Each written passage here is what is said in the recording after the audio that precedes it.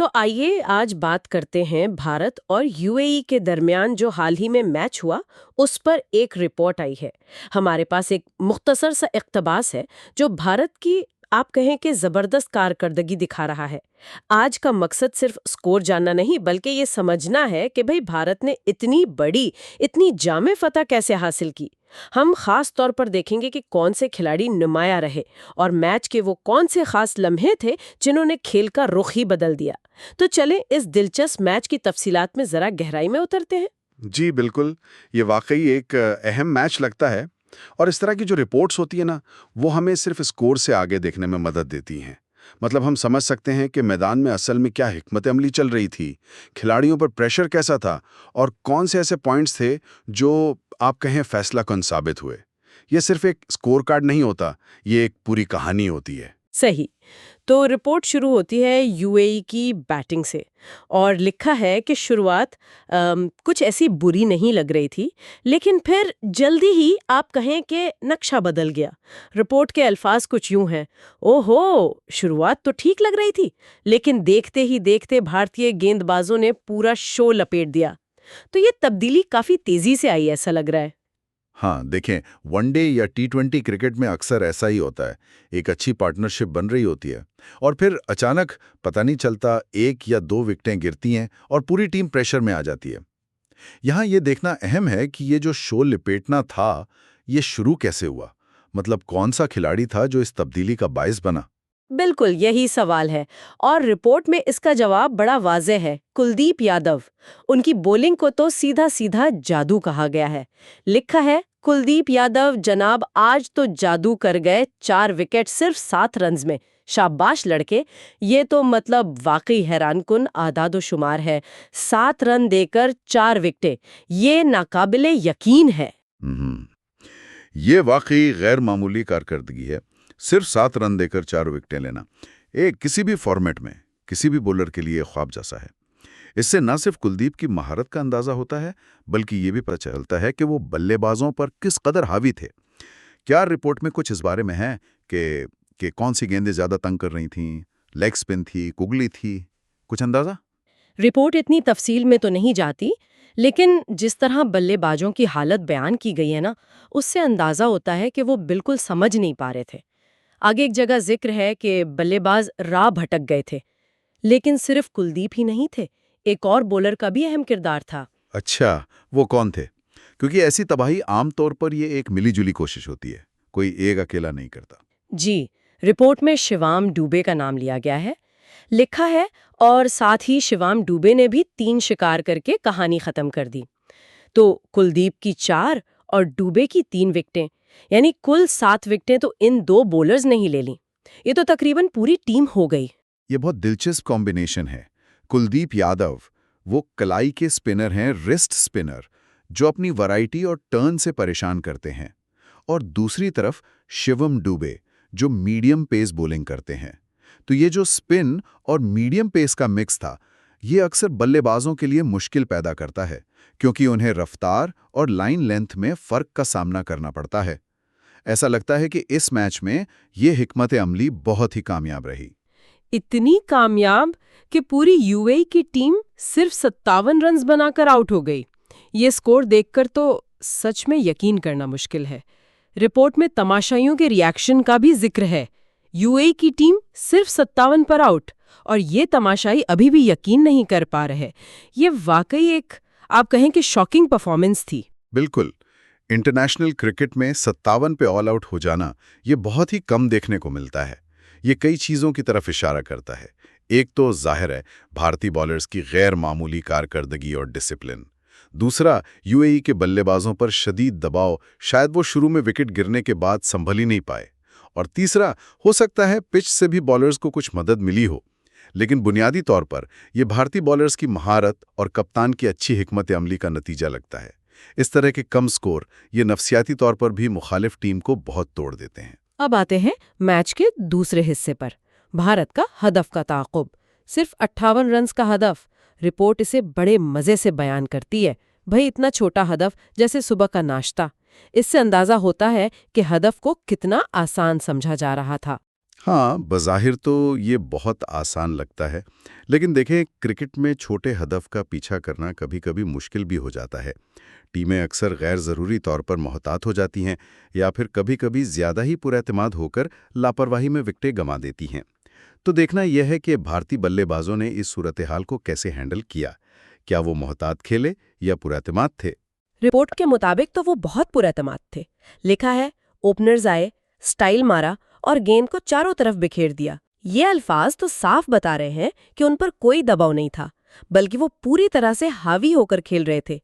Style मारना और बिखेर देना, ये तो जारहाना अंदाज की तरफ इशारा है। जी, ये एक मस्बत अप्रोच है। जब हदफ इतना छोटा हो तो शुरू से ही अटैकिंग क्रिकेट खेलने से मुखालिफ टीम पर जो थोड़ा बहुत दबाव डालने का मौका होता है ना, वो भी खत्म हो जाता है। इससे ये भी जाहिर होता है कि भारतीय बल्लेबाज ज़हनी तौर पर काफ़ी मजबूत थे और किसी भी किस्म के अपसेट का कोई चांस नहीं देना चाहते थे। ये सिर्फ रन बनाना नहीं था, ये अपनी बर्तरी का एक पैगाम देना भी था। और उन्होंने ये काम बिल्कुल ठीक किया। भारत ने ये हदफ सिर्फ 1 विकेट के नुकसान पर हासिल कर लिया। रिपोर्ट कहती है, सिर्फ 9 विकेटें बाकी रहीं और स्कोर पूरा 58 रन्स। भारत ने आराम आराम से फतह जेब में डाल ली। 9 विकेटों से जीत, ये तो बहुत बड़ी फतह होती है, मुकम्मल गलबे की निशानी है। बिल्कुल दुरुस्त। ये सिर्फ एक जीत नहीं है, बल्कि फतह का अंदाज बहुत अहम है। सिर्फ 1 विकेट खोकर हदफ हासिल करना ये दिखाता है कि टीम ने उस छोटे हदफ को भी संजीदगी से लिया और बड़े प्रोफेशनल अंदाज में उसे पूरा किया।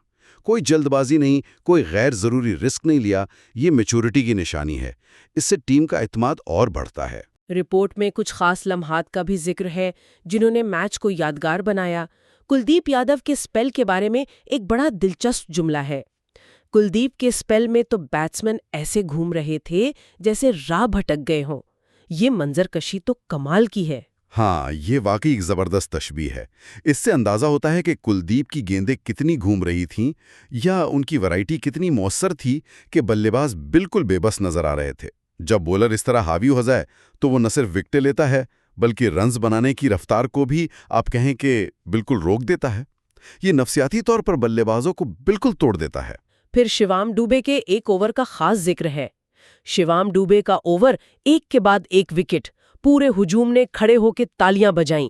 ये यकीनन मैच का एक अहम मोड़ रहा होगा, जहां शायकीन भी बहुत जोश में आ गए होंगे। यकीनन एक ही ओवर में 2 या 3 विकेटें गिरना ये मैच का पासा पलट देता है। ये वो लम्हा होता है जब मुखालिफ टीम की जो बची खुची उम्मीद होती है वो भी दम तोड़ देती है। और हुजूम का खड़े होकर तालियां बजाना ये इस बात का सबूत है कि वो लम्हा कितना ड्रामाई और अहम था।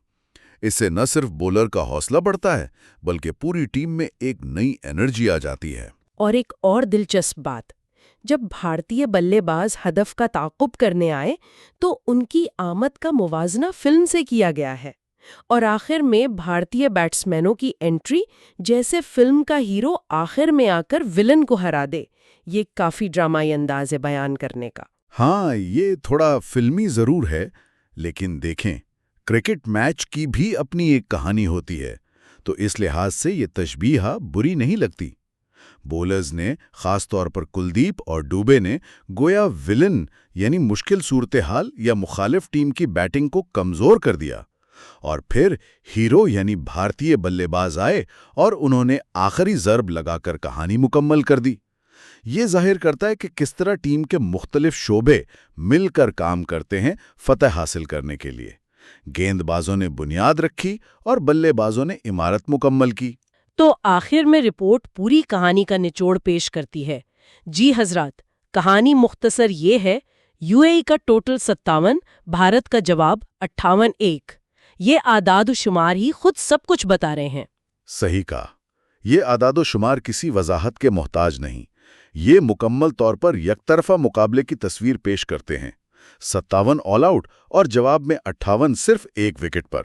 इससे ज्यादा जामे फतह मेरे ख्याल में मुमकिन नहीं। और नतीजा क्या निकला?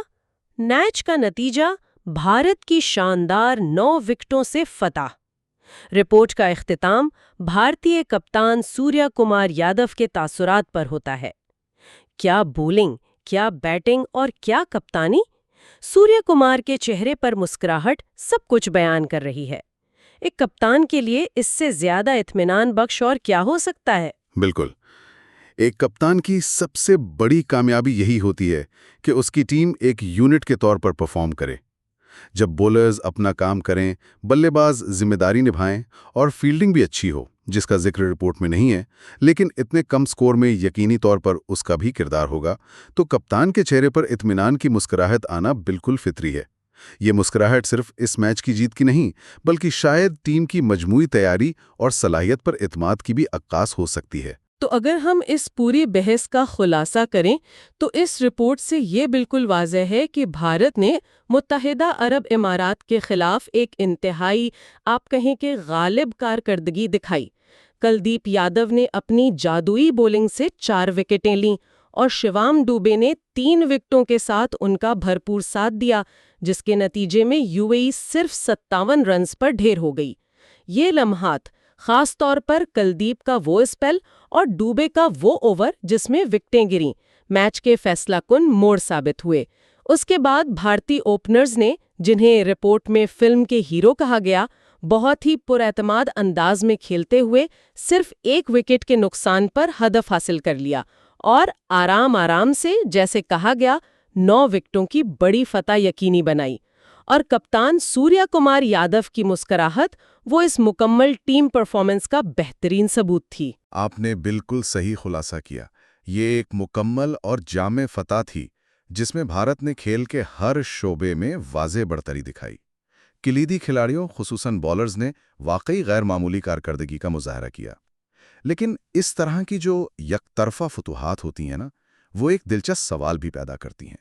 बिलाशुबा 2 पॉइंट्स हासिल करना और टीम का मोराल बुलंद रखना, ये बहुत अहम है। मगर क्या इस तरह के आसान मैचेस वाकई टीम को आने वाले ज़्यादा सख्त और बड़े मुकाबलों के लिए तैयार करते हैं? क्या ये सिर्फ एक, आप कहें कि कमज़ोर हरीफ के खिलाफ तवक्को के मुताबिक नतीजा था, या इससे टीम की असल ताकत का भी अंदाज़ा लगाया जा सकता है? ये एक सोचने की बात है कि क्या मुसलसल आसान फतुहात टीम को किसी गलतफहमी में तो नहीं डाल देती, या ये एतमाद बढ़ाने के लिए ज़रूरी हैं? इस पर गौर करना दिलचस्प होगा।